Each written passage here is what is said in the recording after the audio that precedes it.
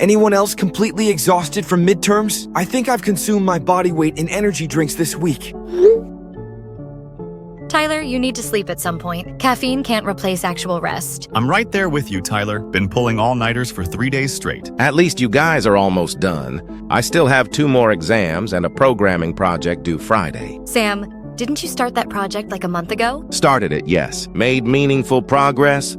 That's debatable. What's the project on? Database optimization for large data sets. Sounds boring, is boring, but pays the bills. Better than my communications theory final. 3 hours of analyzing media influence on public perception. That actually sounds interesting. Way more interesting than organic chemistry mechanisms. Emma, you chose pre-med. You knew what you were getting into. I chose pre-med when I was 18 and thought I had life figured out. 18-year-old Emma was very optimistic about my study habits. Speaking of optimistic life choices, anyone else's parents asking about post-graduation plans? Every single phone call. What are you going to do with a communications degree, Nick? Have you thought about graduate school, Nick? Your cousin already has a job lined up, Nick. At least your parents understand what your major is. Mine still think computer science means I fix broken laptops. My mom keeps sending me articles about the psychology job market. Very encouraging stuff like, why psychology majors can't find work. Parents mean well, but they don't always help with the stress. Agreed. Sometimes I just want to talk about literally anything else. Like what? I don't know, normal stuff. Movies, TV shows, weird internet rabbit holes. Did anyone else get completely absorbed by that Netflix documentary about unsolved mysteries? I watched the entire series in 2 days. Which one? There are like 15 different unsolved mystery shows now. The one about paranormal investigations. Teams going to supposedly haunted locations with all that electronic equipment. Oh man, I love those shows. Even when they're obviously fake, they're entertaining. Obviously fake is right. The dramatic music, the convenient timing of supernatural events. It's all produced for maximum entertainment value. But what if some of it isn't fake? Like, statistically speaking, not everything can be fabricated. Nick, you sound like you're about to go down a conspiracy theory rabbit hole. Not conspiracy theories, just curiosity. There's a difference between being gullible and being open-minded. Nick has a point. Just because most paranormal stuff is fake doesn't mean all of it is. Tyler, don't encourage him. There's actually interesting psychology behind why people believe in paranormal phenomena. Pattern recognition, confirmation bias, the need for mystery in mundane life. Or maybe some people are just more willing to consider possibilities outside conventional understanding. This conversation escalated quickly. We went from midterm stress to debating the supernatural. Better than talking about career prospects. Fair point. Actually, I've been reading some interesting discussions on paranormal forums lately. Not the crazy conspiracy stuff, but more analytical approaches to unexplained phenomena. Nick, please tell me you're not getting sucked into internet paranormal communities. I'm not getting sucked into anything. I'm just reading discussions about environmental factors that might influence unusual experiences, electromagnetic fields, infrasound, geological conditions. That's actually a legitimate research area. Environmental psychology studies how physical conditions affect perception and behavior. See? Nick isn't going full conspiracy theorist. He's approaching it scientifically. I suppose that's better than believing everything you read online. Exactly. I'm trying to separate signal from noise. Figure out what might have rational explanations versus what's purely fictional. Any interesting findings so far? Some patterns in location-based reports are intriguing. Clusters of similar experiences in specific geographic areas. Could be environmental factors, could be social influence, could be something else entirely. Could be people reading about one report and unconsciously creating similar reports. Confirmation bias spreads through communities. That's definitely possible, but I like trying to figure out the underlying causes either way. That's a healthy approach. Curiosity balanced with critical thinking. Much healthier than my approach to my programming project, which is denial balanced with panic. Sam, you still have 2 days. That's like 48 hours of potential productivity. Or 48 hours of potential procrastination. On that optimistic note, I should probably get back to studying. These organic molecules won't memorize themselves. Same here. Good luck with everything, everyone. Study group session tomorrow if anyone's interested. I'll be at the library most of the afternoon. I might take you up on that, if I can drag myself away from Netflix. I should focus on actually finishing this project. But thanks for the distraction, guys. Anytime. Talk to everyone later. Thompson, are you getting anything on your sector? Negative, Nelson. What about you? Same here, but those reports from last month are still bothering me. The hikers claiming they heard mechanical screaming? Yeah, and the camping group that packed up in the middle of the night said something was making sounds they'd never heard before. Could have been elk bugling. City folks aren't used to wildlife sounds. Thompson, I've been working these forests for 12 years. I know what elk sound like. The descriptions these people gave don't match any animal calls I'm familiar with. So what are you thinking? Equipment malfunction somewhere? Industrial noise carrying from the valley? Maybe, but the reports are coming from different areas, all within a 15-mile radius but spread out, not consistent with a single point source. Equipment could be mobile, logging operations, heavy machinery being moved around. I checked with the logging companies. No active operations in any of the reported areas, and no scheduled equipment transport. What about military exercises? Also checked. National Guard hasn't conducted training in this region for 8 months. Then I'm stumped. You want to split up and cover more ground today? Good idea. I'll take the Northern Trail system. You cover the Southern Ridge area. Roger that. Radio check every 2 hours? Sounds good. And Thompson? Yeah? If you hear anything unusual, anything at all, document it immediately and call for backup. Don't investigate alone. You really think something dangerous is out there? I think we have multiple credible reports of unexplained phenomena. And our job is public safety. Better to be overcautious than sorry. Agreed. I've got my recording equipment with me today. If there's something to document, I'll get it. Perfect. Let's head out. Stay in touch. Copy that. See you at the end of shift. Guys, have you been following discussions on the paranormal forums lately? Some of the recent sighting reports are getting pretty detailed. Oh, hell yeah. I've been tracking that stuff religiously. Did you see the one from Oregon last week? Witness claimed it was like 40 feet tall. That's the one that got me thinking. The consistency in descriptions across different regions is interesting. Nick, you've been spending too much time on those forums. Confirmation bias is a real thing. When you want to find patterns, you find them everywhere. Maybe, but what if we're dismissing something real because it sounds too much like fiction? What if the fiction was inspired by something genuine? Hey Nick, I've been following your posts on the paranormal investigation forums. Your analytical approach to creature behavior patterns caught my attention. Oh, hey, thanks. I try to approach things logically. Are you involved in investigation work? You could say that. I've been tracking certain entities for the past few months. Your thread about environmental factors influencing sighting locations was particularly insightful. Really?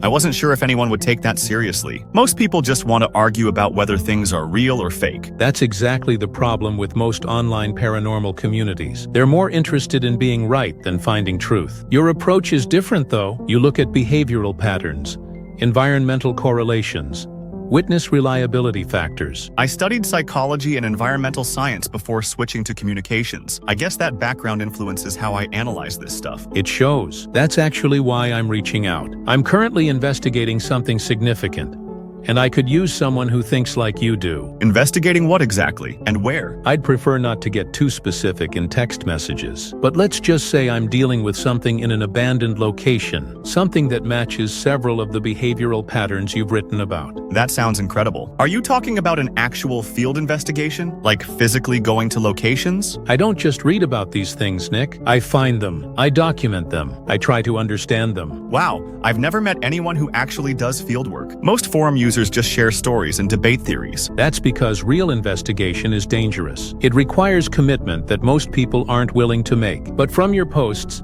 I get the sense you might understand that level of dedication. I definitely want to understand what's really out there. I'm tired of just speculating and arguing online. But I've never done any actual field investigation. Everyone starts somewhere. The important thing is having the right mindset, and you clearly do. Can you tell me more about what you're currently working on? Even just general details? I'm tracking movement patterns in a location that was abandoned about 15 years ago. Multiple witness reports over the past 8 months suggest something has taken up residence there, something that fits the profile of entities we've both discussed in forum threads. When you say fits the profile, are we talking about the same type of creature? Tall, bipedal, sound-based communication? Among other characteristics, yes. But Nick, I need to be careful about how much I share right now. I'm at a critical phase of my investigation. Too much information in the wrong hands could compromise months of work. I understand. I'm just excited to connect with someone doing real research. This is way more interesting than forum debates about blurry photos. Those debates serve their purpose. They help separate serious investigators from thrill seekers. But you're right.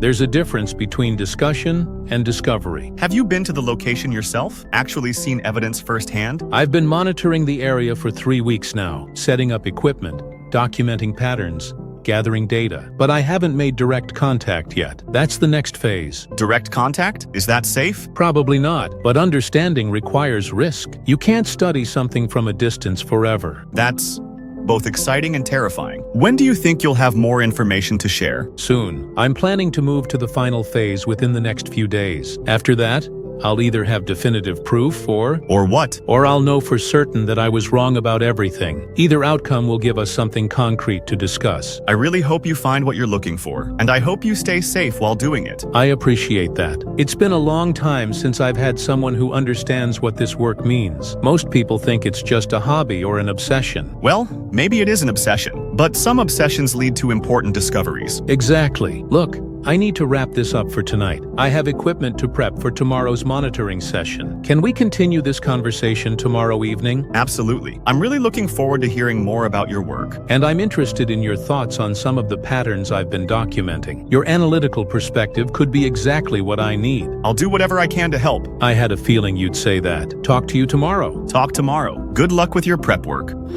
Nick, you still there? You went quiet after we started debating the Oregon sighting. Yeah, sorry. Just got distracted by something. By what? Find anything interesting? Still looking. You missed our conversation, but we were arguing about something. Guys, if it's fake, they did an incredible job with the forced perspective. Or they just pointed the camera at a radio tower and called it a monster. Emma, you are determined to suck the mystery out of everything. I'm determined to think critically about extraordinary claims, which is what we should all be doing. There's room for both skepticism and wonder. The key is maintaining intellectual honesty. Maya's right. We can be open to possibilities while still demanding evidence. You can tell because the sound quality is way too clear for outdoor recording. Emma's probably right about the audio, but I'd need to run it through analysis software to be certain. What's interesting is how invested we all get in proving or disproving these things. Whether it's real or fake, the emotional response is genuine. That's actually a really good point, but I missed the majority of the arguing. But wouldn't the psychological impact be different if we knew it was real? Like way more intense? Definitely. Fear of the unknown versus fear of the confirmed threat. Completely different stress responses, which is why confirmation is so important. We shouldn't be making decisions based on unverified fears. What kind of decisions? I don't know, avoiding certain areas, changing behavior patterns, letting unconfirmed possibilities control our lives. Although some caution might be warranted. Even if 99% of reports are hoaxes or misidentifications, what about that 1%? Sam, you sound like you're starting to buy into this. I'm just saying the math is interesting. With thousands of reports, even a small percentage of legitimate cases would be significant. See? Sam gets it. We can't just dismiss everything. I think we're all somewhere between total skepticism and total belief, which is probably the healthiest place to be. Exactly. Absolute certainty in either direction usually indicates bias rather than analysis. Fine, I'll admit I could be wrong, but I still think most of what we see online is just creative fiction. Most of it, yeah, but not all of it. Well, I should probably get some sleep. Long day tomorrow. Same here, but this was a good discussion. Agreed. I'll keep running analysis on those audio files. Let us know what you find. And I'll keep hunting for better footage. The good stuff is out there somewhere. Just make sure you're hunting for truth, not just confirmation. Always, Emma, always. Night, everyone. Night, Nick. Sleep well. Good night. Later, paranormal investigators. Nelson, you there? Here, Thompson. What's your status? Nelson, I'm hearing something. What kind of something? It's like, imagine a tornado siren, but deeper. Much deeper and more mechanical, coming from somewhere ahead of me, maybe half a mile. Can you get a direction bearing? Northwest from my position. And Nelson, it's not constant. It comes in bursts, like calls and responses. Calls and responses? You mean multiple sources? That's what it sounds like. One long, low wail, then silence for about 30 seconds. Then another one from a slightly different direction. Jesus, that matches the descriptions from the camping group. Nelson, I don't think this is equipment malfunction. The acoustics are wrong for mechanical noise. This sounds organic somehow. Organic? I know how that sounds, but the way it echoes, the modulation patterns, it reminds me of whale songs, but amplified and distorted. Thompson, do not approach those sounds alone. Anything else you're observing? The normal forest sounds have stopped too. No birds, no insects, no small animal movement. It's like everything went quiet at once. That's definitely not normal. Wildlife doesn't go silent unless there's a significant threat. Nelson, I'm getting a bad feeling about this. My instincts are telling me to back away from this area. Trust your instincts, but don't panic. Slow, controlled withdrawal toward the main trail. I'll meet you there. Moving now. Hey, Bruce. I've been thinking about our conversation last night. I'm really curious about the investigation you mentioned. Can you share any more details about what you're tracking? I was hoping you'd ask. I think you're ready to hear more about what I've been documenting. Is there a town somewhere? It was a town. Then something happened and everyone just left. What kind of something? Officially, economic collapse when the main employer shut down. Unofficially, that's what I'm trying to figure out. The timeline doesn't add up, Nick. Towns don't go from thriving to completely abandoned in 6 months. 6 months? That does seem unusually fast. Exactly. And here's where it gets interesting from a research perspective. I've been monitoring electromagnetic readings in the area for the past 3 months. The disturbances are unlike anything I've documented before. What kind of disturbances? And how are you monitoring them remotely? I've got equipment positioned at 3 points around the town perimeter. The readings spike in patterns that correlate with the behavioral characteristics we've discussed. Low-frequency emissions, rhythmic intervals, massive amplitude variations. That's exactly the kind of environmental data I was theorizing about in my forum posts. The idea that these entities might generate measurable electromagnetic signatures. Your posts were spot on. But Nick, there's more. I've been analyzing satellite imagery from the area over the past year. The structural damage patterns are consistent with something massive moving through the town. How massive are we talking? Based on the building damage and path width analysis, I'd estimate something between 30 and 50 feet in height, moving in straight lines through residential areas, not following roads or natural paths. Jesus. And this is all documented through satellite data? Government satellites update the area every few weeks. The progression of damage is clearly visible over time. But here's what really caught my attention: wildlife displacement. What do you mean? I cross-referenced game warden reports and hunting license data for the region. Animal activity in a 5-mile radius around here has dropped to essentially zero. No deer, no small mammals, no bird populations. Everything has migrated away from the area. That's actually really compelling evidence. Environmental displacement like that suggests a persistent threat. Exactly what I thought when I compiled the data. Animals don't abandon territory unless something drives them out, something they instinctively recognize as dangerous. Have you been to the area personally yet? I've been conducting perimeter surveillance for 3 weeks, close enough to gather data, far enough to maintain safety. But I'm getting ready to move to the next phase of investigation. This is incredible, Bruce. I mean, if what you're documenting is accurate, this could be groundbreaking. It's the most promising lead I've followed in years of investigation. But Nick, I need to ask you to keep this information confidential for now. Premature exposure could compromise the entire operation. Of course I understand. But this is exactly the kind of serious research the paranormal community needs. I'm honored you're sharing it with me. Guys, I've been talking to a researcher from the Paranormal forums. He's been documenting some really interesting data. Oh, what kind of data? Electromagnetic disturbances and satellite imagery analysis from an abandoned town. The patterns he's found are exactly what I was theorizing about in terms of environmental signatures. Nick, hold up. This sounds like ARG setup material, like someone building a fictional mystery to go viral. I don't think so. The data he's sharing is pretty detailed and technical. He's been tracking electromagnetic readings for months. Which is exactly what someone would say to make their story sound credible. ARGs thrive on fake scientific backing. Emma, what if it's real though? What if someone actually found something? Tyler, come on. Abandoned town, mysterious disappearances, electromagnetic anomalies. This hits every single creepypasta trope. Nick, how did this person contact you? And how much personal information have you shared with them? He reached out based on my forum posts about environmental factors. Said my analytical approach caught his attention. I haven't shared anything personal. That's good. But please be careful about catfishing attempts. The paranormal community is often targeted by people looking for gullible victims. Nick, do you have any verifiable information about this person? Real name? Credentials? Anything that can be fact-checked? Just his username and the research he's described, but the technical details seem legitimate. I could run some verification checks if you want. Reverse image searches, metadata analysis, cross-platform username searches. Help determine if this is genuine or fabricated. That would actually be really helpful. I want to believe it's real, but I don't want to be naive about it. Smart approach. Extraordinary claims require extraordinary evidence. But what if the evidence is out there and we're just being too skeptical to see it? Sometimes believing is the first step to discovering. And sometimes believing is the first step to getting scammed. The key is maintaining healthy skepticism while remaining open to possibilities. What specific claims has this researcher made? He says Satellite imagery shows structural damage consistent with something massive moving through the town, and that wildlife has completely abandoned a 5-mile radius around the area. Those are actually verifiable claims. Give me his name and I'll start digging. What's the timeline on his research? How long has he supposedly been studying this location? He said 3 months of monitoring,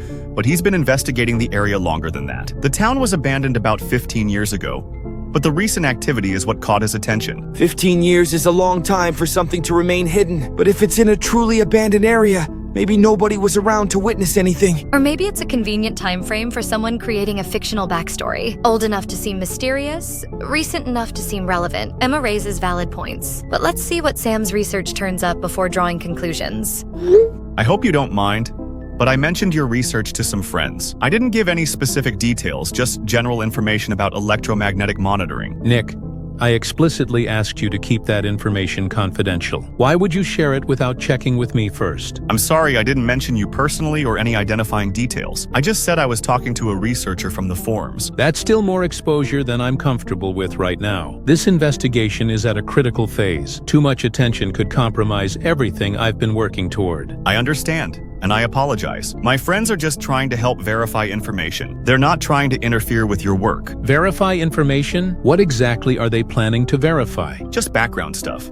Satellite data, wildlife reports, general area information. Nothing that would impact your investigation directly. Nick, I can't share photographic evidence or detailed documentation right now, not while I'm still in active surveillance mode. Any premature release of data could alert the subject and cause it to relocate. Subject? You mean whatever you're tracking? Yes, I've been building behavioral profiles for 3 months, understanding movement patterns, activity cycles, territorial boundaries. If it realizes it's being monitored, all of that work becomes worthless. That makes perfect sense. I should have thought about that before saying anything. Is there any way to reassure my friends without compromising your operation? Not really. The best thing you can do right now is tell them the researcher requested privacy. Professional investigators can't afford to have their work exposed prematurely. This kind of work requires complete stealth. Groups create noise, leave traces, increase the risk of detection. I've been planning this approach for weeks. Will you be able to maintain communication? I mean, will you have cell service in the area? Signal coverage is spotty closer to the center of town. I'll check in when I can, but there may be periods of radio silence. Don't panic if you don't hear from me for a day or two. Bruce, please be careful. Whatever's out there, it's not worth risking your life. I've been preparing for this moment for months, Nick. The evidence I'll gather will change how people think about these entities. Finally, we'll have proof that can't be dismissed or debunked. I believe in what you're doing, but I also worry about the risks you're taking. Risk is part of discovery. Every major breakthrough in understanding requires someone willing to cross dangerous boundaries. Okay, I trust your judgment. Just stay in contact when you can. I will. And Nick, thank you for understanding what this work means. It's been valuable having someone who appreciates the scientific approach. Good luck, Bruce. I hope you find what you're looking for. I have a feeling I will. Talk to you soon. Okay. Update on the researcher situation. He asked me to keep the details private until his investigation is complete. Apparently, sharing information prematurely could compromise his work. Nick, that's literally what every hoaxer says. Can't share proof, can't verify claims, everything is super secret. This is textbook manipulation tactics. Maybe he values privacy for security reasons? Or maybe he's a fictional character someone created for an ARG. Nick, you're rationalizing. When evidence contradicts someone's claims, that's usually because the claims are false. What's concerning me is the emotional investment you seem to have in this being real. That kind of attachment can cloud judgment. I'm not emotionally invested. I'm just trying to stay open-minded. I couldn't find any satellite imagery in the country. Government databases are pretty comprehensive, and there's no evidence of massive destruction. But what if the researcher has access to data that's not publicly available? Maybe military satellites or classified information? Tyler, come on. Now we're supposed to believe this random forum user has access to classified satellite data? The story keeps getting more elaborate to explain away inconsistencies. Look, he said he's moving closer to the investigation site in the next couple days. If he's legitimate, we should know soon based on what evidence he produces. And if he's not legitimate, what happens when he stops responding or claims something went wrong? Then I guess we'll know it was fake. Nick, I'm worried you're setting yourself up for disappointment, or worse, for manipulation by someone with ulterior motives. The lack of verifiable background information is definitely a red flag. Legitimate researchers usually have some kind of professional presence. He said signal might be spotty where he's going, so there may be periods where he can't communicate. How convenient. Built-in excuse for when the story falls apart. But what if something actually happens to him? What if he's real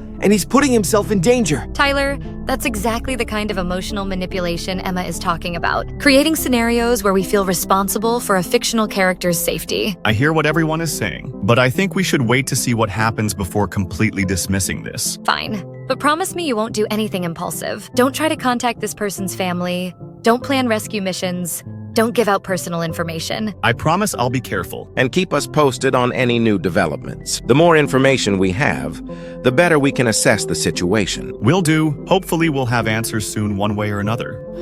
Nick, situation has changed. It's closer than I anticipated. What do you mean closer? Are you okay? Had to relocate 3 times since midnight. Bruce, maybe you should pull back. Get to a safer distance. No. This is exactly what I've been waiting for. Increased activity means I'm close to breakthrough documentation. But Nick, the sounds? What sounds? Are you sure you should stay there alone? I can handle this. Maybe this is too dangerous. I didn't come this far to back down now. This could be the most significant paranormal documentation in history. Please be careful. Please don't take unnecessary risks.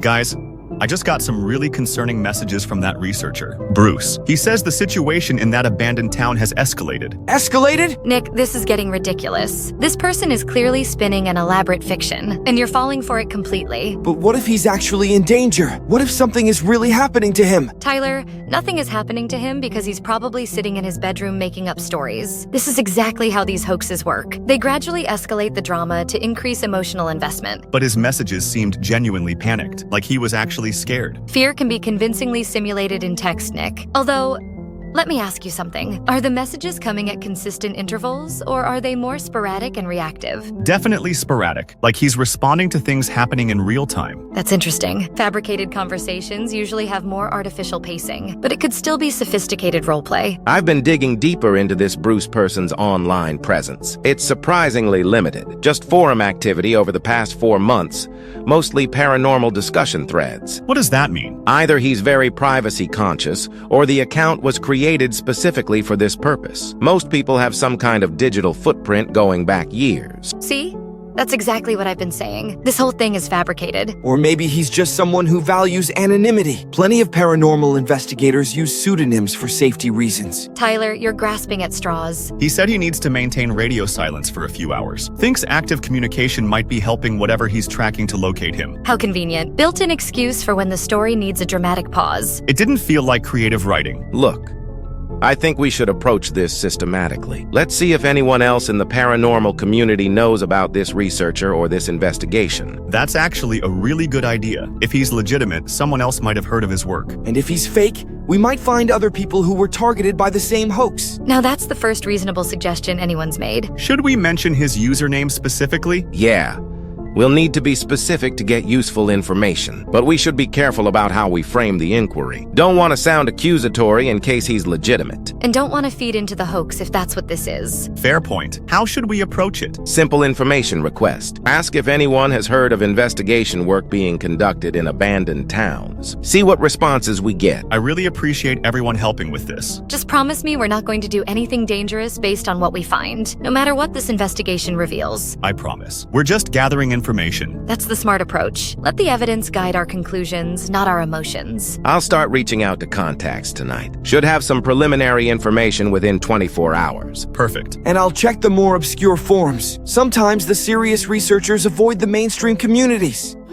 Nick, something's wrong. What's wrong? What's happening? The sounds have stopped. Complete silence for the past hour. But that's worse somehow. Like it's waiting for something. Waiting for what? I don't know, but I can feel eyes on me, even when I can't see anything watching. Bruce? That sounds like you should leave immediately. Trust your instincts. I'm trying to pack up equipment quietly. But Nick, I think I understand now why the town was really abandoned. What do you mean? It's not just hunting territory. It's calling them. Calling who? Bruce? Other people. I can hear it in my head. Low-frequency vibrations, like a summons. Bruce, get out of there now. Whatever you're experiencing, it's not worth the risk. But Nick, This is it. This is the breakthrough. Bruce, leave. Bruce? Bruce, answer me. What's happening? Are you okay? Please respond. Bruce? Bruce? Nelson, I need backup now. Thompson, what's happening? Something is moving through the trees ahead of me. Bear? Elk? No, Nelson, this is nothing I've ever seen before. Only got one bar now. Thompson, get out of there immediately. Do not try to observe or document further. It's making those siren sounds we heard. Jesus Christ, what the hell is that thing? Thompson, move now! Thompson? Thompson, respond! Thompson, do you copy? Thompson?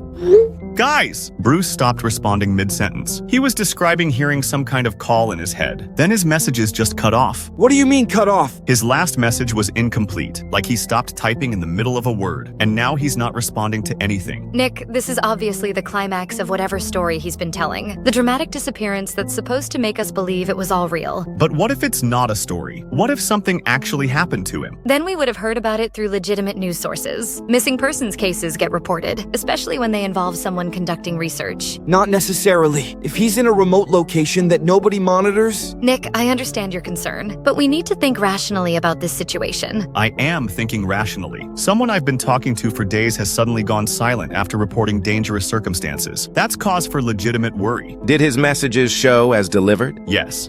They're all showing as delivered, but no read receipts, no responses. Or it could mean the person playing this character decided to end the story dramatically. Emma, what if you're wrong? What if he's actually in trouble and needs help? Then that's incredibly unfortunate, but it doesn't change the fact that all evidence points to this being fictional. What kind of evidence would convince you it was real? Verifiable information, news reports, official records, anything that can be independently confirmed. Tyler raises a good point, though. How would we know the difference between someone disappearing in a hoax versus someone actually disappearing? That's exactly why these scenarios are so manipulative. They create situations where skepticism feels morally wrong. So, what are you suggesting we do? Just ignore the possibility that someone might need help? I'm suggesting we don't get emotionally manipulated by elaborate fiction. Actually, maybe we can split the difference here. Let me try to trace any legitimate information about the investigations. If there's real research happening, somebody else would know about it. And I can check missing persons databases. That's actually really helpful. Thank you for taking this seriously. We're taking your concerns seriously, Nick. Even if we have different opinions about what's actually happening, fine.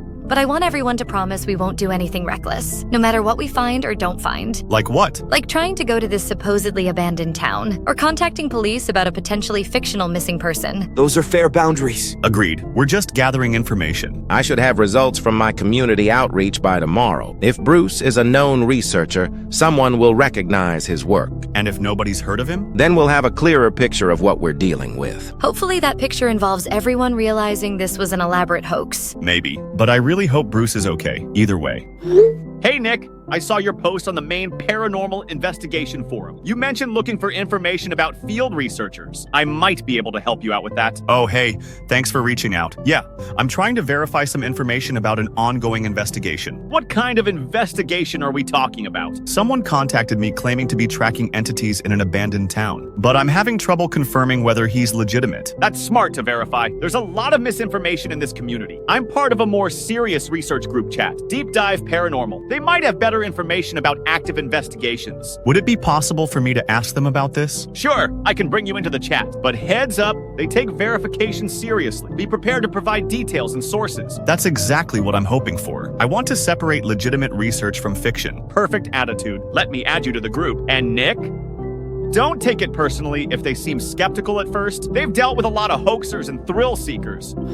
Everyone, I'm bringing in a new member, Nick from the main Paranormal forums. He's looking for information about field investigators and wants to verify some claims. Welcome, Nick. Before we start, you need to understand our community guidelines. We deal with evidence-based investigation only. Personal anecdotes without verification aren't useful here. Claims require documentation, sources, and peer review when possible. I completely understand. That's exactly the kind of serious approach I'm looking for. Good. What specific information are you trying to verify? Hold on, Rebecca. Nick, what's your investigation background? Are you a researcher yourself or just curious? I'm not a professional investigator. I study these topics academically and participate in forum discussions. But I've never done field work. So you're a tourist. Great. Another person who thinks paranormal investigation is entertainment. That's not accurate. I take this seriously as a subject of study. I'm not here for thrills. Then why are you here at all? What makes you think you have something to contribute to serious serious research. David, let Nick explain the situation. We can assess credibility after we hear the details. A researcher contacted me privately, claims he's been tracking entities in an abandoned town. He was providing detailed technical information about electromagnetic disturbances and satellite imagery. But yesterday, his communications suddenly stopped mid-conversation. Communication blackouts happen frequently in high-activity zones. Electromagnetic interference can disrupt cellular signals for hours or even days. What was the researcher's name? Bruce. Username is Shadow Seeker on the forums. I've never heard of him, but that doesn't necessarily mean anything. Plenty of investigators maintain low profiles for security reasons. Could be using operational security protocols. If he's dealing with sensitive location data, he might limit his online presence. Or it could be complete fabrication. Nick, how did this researcher contact you? And what verification did he provide? He messaged me privately after reading my forum posts about environmental factors and paranormal activity, said my analytical approach impressed him. Red flag number 1. Legitimate investigators don't recruit random forum users. We work with established teams and verified contacts. Maybe he was looking for a fresh perspective? Fresh perspective on what? Months of professional investigation work? Nick, you're being played. David, let's hear more details before drawing conclusions. His forum presence is pretty limited, mostly recent activity over the past few months. Red flag number 2. Professional investigators have extensive documentation of their work, publications, case studies, collaboration records, not fresh forum accounts with minimal history. Although some researchers do compartmentalize their online activities, especially if they're working in legally questionable areas. Or dealing with locations that attract unwanted attention. Operational security is a real consideration in fieldwork. Tom, you're giving credibility to obvious fabrication. This has all the hallmarks of an ARG or catfishing attempt. What would be the purpose of catfishing someone in paranormal forums? Entertainment, ego boost, testing how gullible community members are. We get fake researchers constantly, people who want to feel important by pretending to have secret knowledge. Nick, what specific technical information did this researcher share? And did he provide any photographic or recorded evidence? He described electromagnetic readings with frequency patterns and amplitude variations, mentioned satellite imagery showing structural damage, but said he couldn't share documentation until his investigation was complete. Red flag number 3. Can't share evidence, can't verify credentials, can't provide references, but wants you to believe he's conducting groundbreaking research. The inability to share evidence is concerning. Legitimate researchers document everything and share findings with the community. That's how verification and peer review work. Although there are cases where premature disclosure could compromise ongoing work. If he's tracking something that might relocate based on human activity. That's exactly what he said. That documentation might alert the subject and cause it to relocate. That's actually sound operational logic. You don't announce your position when you're trying to observe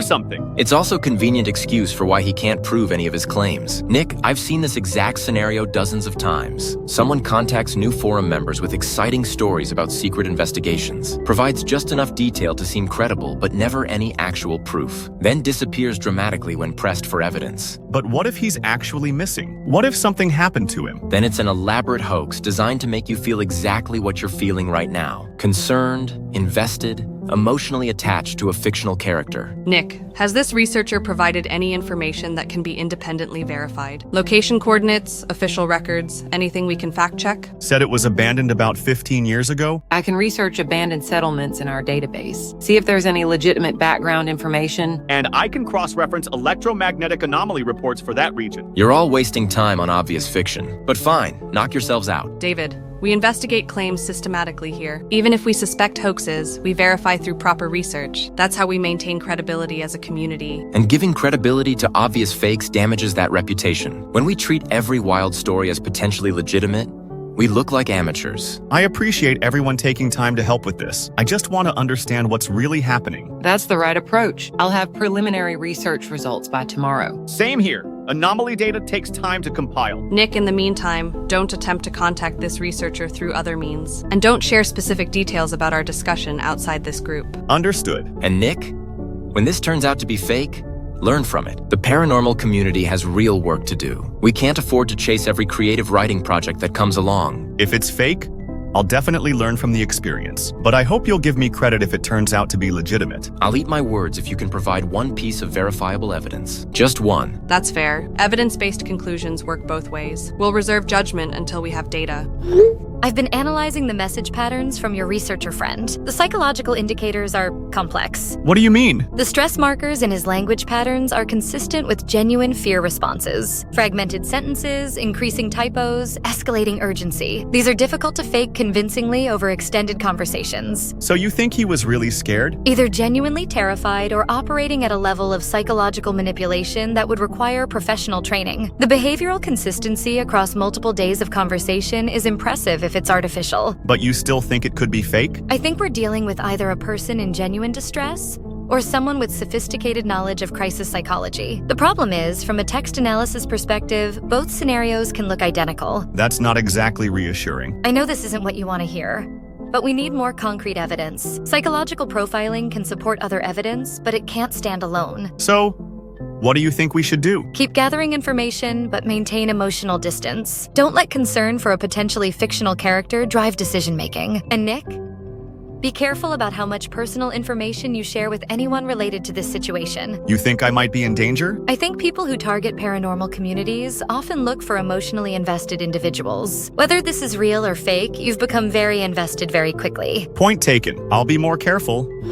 Any updates on the research? Actually, yes. I've been monitoring electromagnetic readings from various locations. Low-frequency emissions with irregular but patterned intervals. Similar to what your researcher described, actually. Lisa, correlation doesn't equal causation. You're reading patterns into random data because Nick's story primed you to look for them. I'm reporting factual equipment readings, David. The interpretation is separate from the data. What's the baseline comparison for those readings? That's the interesting part. Similar patterns appeared briefly in 3 other locations over the past year. All remote areas, all associated with investigator disappearances. I was going to mention that. I've been tracking missing researcher cases. There's a pattern of investigators going silent in remote locations after reporting unusual activity. All experienced investigators, all in locations with reported creature sightings. Tom, you're connecting unrelated incidents to support a narrative. Missing persons cases happen for mundane reasons. Mental health crises, accidents, financial problems, family issues. 17 experienced paranormal investigators don't just vanish coincidentally, especially not after reporting identical types of phenomena. David raises valid points about alternative explanations, but the statistical clustering is worth investigating. What about official investigations into these disappearances? That's the problem. Most weren't officially reported as missing persons. These investigators often work alone, maintain minimal contact with family. By the time anyone realizes they're gone, evidence trails are cold. Which makes them perfect subjects for fictional narratives. Nick, you still haven't provided one piece of verifiable evidence about your researcher. Name, credentials, documentation, anything concrete. I know his username and our conversation history, but you're right that I can't verify his identity independently. Because he doesn't exist. Or if he does exist, he's not who he claims to be. Nick, have you considered contacting forum administrators? They might have registration information or IP tracking data. I hadn't thought of that. Would they share that information? Probably not with regular users. But if there's genuine concern about missing persons, they might cooperate with authorities. The electromagnetic data is real, though. Whatever's causing these readings, it's not fictional. And the pattern of disappearances is documented across multiple platforms. Reddit posts, forum threads, YouTube channel updates that suddenly stop. All of which could be coordinated hoax activity. ARGs use multiple platforms to create believability. David, while I appreciate healthy skepticism, we need to consider the possibility that something legitimate is happening. The convergence of multiple data sources suggests this deserves serious investigation. Fine, but let's investigate systematically, not emotionally, and definitely not based on unverifiable claims from anonymous forum users. That's fair. What would you recommend for systematic investigation? First, document everything. Screenshots, timestamps, any communication records. Second, cross-reference with official databases. Missing persons reports, incident reports, anything in public records. I can provide the electromagnetic monitoring data, raw numbers, timestamps, equipment specifications. And I can compile the disappearance case information. Names, dates, last known locations, final communications. And I'll research the supposed abandoned town, property records, municipal information, anything that proves or disproves its existence. This feels like the right approach. Thank you all for taking this seriously. We investigate everything seriously here, Nick. But serious investigation means following evidence, not emotions. Understood. The Deep Dive group is doing systematic research on this whole situation. They're treating it like a real investigation. What kind of research? Cross-referencing databases, equipment monitoring, documentation analysis, much more thorough than what we've been doing. That's actually reassuring. If multiple independent sources are finding similar information, it's less likely to be fabricated. I found something else about those forum posts I mentioned. The deleted accounts and inactive users. Several of them had posting patterns that suggest they were real people, not sock puppet accounts. What do you mean by posting patterns? Years of consistent activity, personal details that match across posts, interactions with verified community members. These weren't accounts created for hoax purposes. So people who were genuinely participating in paranormal communities just stopped posting? Stopped posting, stopped logging in, complete radio silence. And the timeline correlates with the location-based disappearances the deep dive group is tracking. Nick, I have to admit this is making me reconsider my skepticism. The convergence of independent evidence sources is compelling. Maya, that means a lot coming from you. You've been the most cautious about believing any of this. I'm still cautious, but caution doesn't mean dismissing evidence when it accumulates. So what are we saying here? That Bruce was legitimate and something actually happened to him? I don't know, but I'm starting to think we need to take that possibility seriously. If he was real and he's missing, shouldn't someone contact authorities? With what information, though? We don't have his real name, location, or any verifiable personal details. The deep dive group suggested contacting forum administrators. They might have registration data that could help identify him. Rebecca mentioned that administrators might cooperate if there's genuine missing person concern, but they probably wouldn't share information with regular users. Would they share with police? Maybe, if we could convince police to take it seriously. How do you convince police that someone you only know through text messages is missing? That's the problem with online relationships. They exist in a space that's hard to verify through traditional means. But the pattern of missing investigators is documented. That's not just about Bruce specifically. True, if authorities looked into the broader pattern, Bruce's case might fit into a larger investigation. Or it might reveal that there's no pattern at all, just coincidental disappearances that appear connected through confirmation bias. There's only one way to find out. What are you thinking? I think we should contact forum administrators. Ask them to review Bruce's account for any safety concerns. If they find nothing suspicious, then we know it was likely fictional. If they find concerning patterns, maybe they'll escalate to appropriate authorities. That seems like the most responsible approach. Agreed. Let the people with access to actual data make the determination. And it puts the decision-making responsibility on people who are trained to handle these situations. I can support that approach. It's taking the concern seriously without overreacting. Then that's what we'll do. Tomorrow, I'll contact the forum administrators. David, we need to talk. I've been reviewing forum database logs for the electromagnetic anomaly research, and I found something disturbing. What are you talking about, Lisa? Your message history with Bruce Williams goes back 3 months. You've been in contact with him since long before Nick brought him up. What? David, is this true? Lisa, you had no right to access private communication records. I had administrative privileges to research anomaly correlations. Your extensive documentation of Bruce's activities was flagged by the system. David, what the hell? You've been tracking this researcher for months and didn't say anything? It's not what you think. You knew Bruce before I mentioned him, and you let us all debate his legitimacy when you had direct information? I was protecting the community. Bruce Williams has been exhibiting increasingly dangerous behavior patterns, ignoring safety protocols, pursuing reckless investigations. David, if you had safety concerns about a community member, protocol requires reporting to moderation team, not conducting secret surveillance. I wasn't conducting surveillance. I was monitoring a potentially unstable investigator. David, I'm looking at your files right now. Screenshots of conversations, behavioral analysis notes, location tracking attempts. This goes way beyond casual monitoring. That's stalking, David. Completely unacceptable community behavior. Tom, you don't understand the risks involved. Bruce was planning increasingly dangerous solo investigations. Someone needed to keep track of his activities. Someone did need to keep track. The moderation team, through proper channels, not through unauthorized surveillance by individual members. What exactly did you know about Bruce's current investigation? Enough to know he was walking into danger and not prepared for what he might encounter. So you knew he was legitimate? You knew he was conducting real field work? I knew he believed he was conducting real field work. That doesn't mean his targets were real. Jesus Christ, David. How long has this been going on? This is a serious security breach. This is completely unacceptable. Rebecca, he needs to be removed from the community immediately. David, if you knew Bruce was in potential danger, why didn't you try to help him? Can you tell me what happened to Bruce? You obviously know more than you've admitted. Nick, you wouldn't understand the context. Bruce got exactly what he was looking for. David, you're done here. No more commentary, no more surveillance, no more community access. Fine, but when more investigators disappear, remember this conversation. Guys, the situation just got a lot more complicated. A guy named David in the forum group chat. Yeah, well, it turns out he's been secretly tracking Bruce for months. Had detailed files on him and multiple other forum members. What do you mean tracking? Private message monitoring, behavioral analysis, location tracking attempts. Lisa found his documentation when she was researching the electromagnetic anomalies. Holy hell. If you know something that could help, you have a responsibility to share it. Responsibility? Nick, do you have any idea how long I've been researching these phenomena? How much work I've put into understanding the patterns? I'm sure you've done extensive research. Extensive doesn't begin to cover it. I've dedicated years to this work. Years of careful investigation, systematic documentation, building understanding. And then people like Bruce show up with their reckless amateur approaches. Bruce seemed like a serious investigator. Bruce was a glory seeker. He wanted to be the one who made the big discovery, who got credit for definitive proof.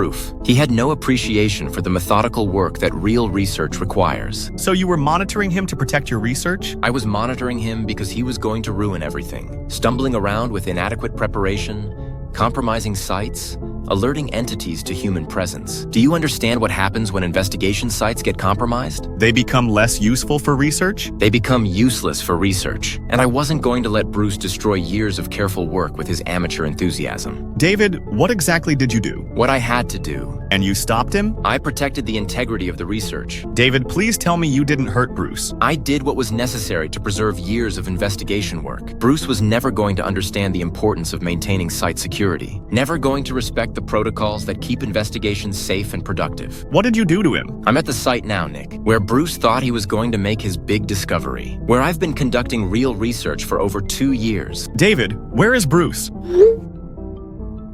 You murdered him. I protected research that's far more important than one amateur investigator's life. Do you have any idea what's here, Nick? What I've been documenting and studying? I'm getting the police. Get whoever you want, but I have work to finish. Where is Bruce's body? That's not your concern. Bruce is gone. His disruption of proper research is ended, and I can continue my work without interference. David, you need help. Professional help.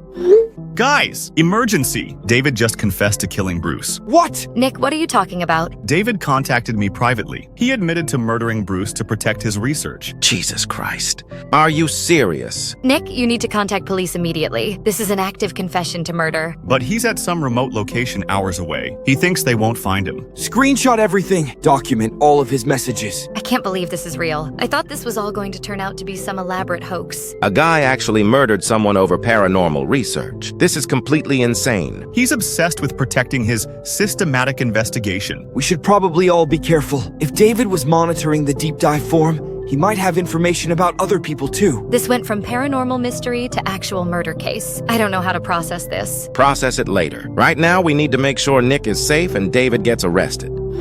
Help me, man. Help me. What? They were fighting. I escaped the town. I found a settlement. Look. I mean, he's been here before, you know? But I've never seen more than one siren at my office. I endangered them. I might want to be quick. Or not. Because he's kind of... Jesus Christ, David. Oh my god. In front of my office. Oh no. Those are actually siren heads. Help! Oh my god. Please stay outside. Please. No, please don't. Oh my god, I need to close the curtains. I need to close. Help me! Right. Oh my god, please. Where do I need to go? Where do I need to go? Please help me. Oh my god. David? I might try to escape. I need to be quick. Okay.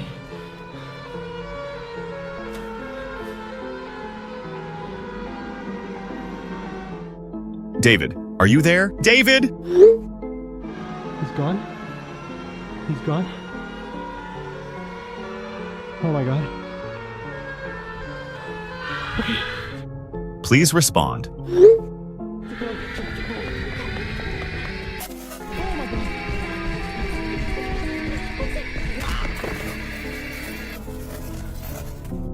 David? Guys, I just received incredible evidence from David, but now he's stopped responding too. What kind of evidence? Video footage of 2 siren head creatures fighting. Real footage, not fake, not edited. He was in a settlement, and they are probably killing everyone. Nick, please be careful about what you're claiming. Extraordinary evidence requires extraordinary verification. Nick, this is terrifying. If David is right about systematic targeting of investigators. So what do we do? We be careful. We document everything, and we try to help if we can, but we don't take any unnecessary risks. Agreed. I'll help with evidence compilation if you need it. And I'll research proper channels for reporting this kind of situation. Thank you, everyone. I just hope David and Bruce are okay. Nick, even if this is all real, we might not be able to save them. I know, but we have to try. Everyone, I have an update on the David and Bruce situation. It's extremely serious. Nick, David has been removed from this community. We don't discuss expelled members. Rebecca, please listen. David confessed to me that he killed Bruce Williams, and now he's being attacked by the entities. Wait, what? He confessed to murder? Yes, he admitted to killing Bruce to protect his research, but now he's sending me footage of 2 siren head creatures fighting each other, and he's stopped responding. Just like Bruce did. Nick, this is getting completely out of hand. Are you saying David murdered someone and is now being attacked by monsters? That's exactly what I'm saying. I have the footage he sent me right before he went silent. This sounds like complete fiction, Nick. You're connecting unrelated dramatic elements into an impossible narrative. Nick, I think you've become too emotionally invested in this situation. You're losing perspective on what's plausible versus what's fantasy. I understand how it sounds, but I have evidence. Video documentation, conversation records, coordinates. Nick, even if David did something to Bruce, the idea that he's now being attacked by cryptids is absurd. You're mixing real crime with fictional elements. But what if the fictional elements aren't fictional? What if David's obsession led him to discover something real and dangerous? Nick, you need to step back from this. Contact police if you think David committed a crime, but don't expect us to believe in monster attacks. If David harmed Bruce, that's a law enforcement matter, not a paranormal investigation. So you won't help? Even if there's a chance David is in immediate danger? Nick, if David killed someone, he made his own choices. Whatever consequences he faces are his responsibility. Honestly, if David murdered Bruce over research territory, maybe he's getting what he deserves. Tom, that's inappropriate. But Nick, we can't help with what sounds like a complete fabrication. This isn't fabrication. People are dying. Nick, you've created an elaborate conspiracy theory, murdered researchers, monster attacks, systematic targeting. None of this is based in reality. Look, if David really killed Bruce, turn over your evidence to police. But don't waste our time with monster stories. I thought this community cared about investigating the truth. We investigate plausible phenomena, Nick, not murder mysteries mixed with creature features. Fine, I'll handle this myself. Nick, please get professional help. You're showing signs of delusional thinking. And maybe stay off the paranormal forums for a while. You've clearly lost touch with reality. Thanks for nothing. Nick, we're concerned about your mental state. This level of fantasy construction isn't healthy. I'm leaving this group. The Deep Dive forum completely abandoned us. They think I'm delusional. Even after I told them David confessed to murder. What did they say? That David deserves whatever happens to him. That I've lost touch with reality. That I should get professional help. Nick, I understand your frustration, but their skepticism isn't entirely unreasonable. The story has become very complex and dramatic. Complex and dramatic doesn't mean false. Sometimes reality is stranger than fiction. What are we going to do? If David and Bruce are both missing, someone needs to take action. I'm going to contact law enforcement, with or without community support. That's probably the right choice. Even if they don't believe the supernatural elements, they can investigate the missing persons aspects. And if the creature footage is real, they'll figure that out during the investigation. Exactly. I can't just ignore the possibility that people need help. Nick, I support you contacting authorities, but please be prepared for them to be skeptical too. I know, but at least I'll have tried to do the right thing. We'll support you however we can. Agreed. Whatever happens, you're not alone in this. Thank you. That means everything to me right now. But whatever happened in that town, I hope we see it on the news. Because if we do not, that means they are covering everything up.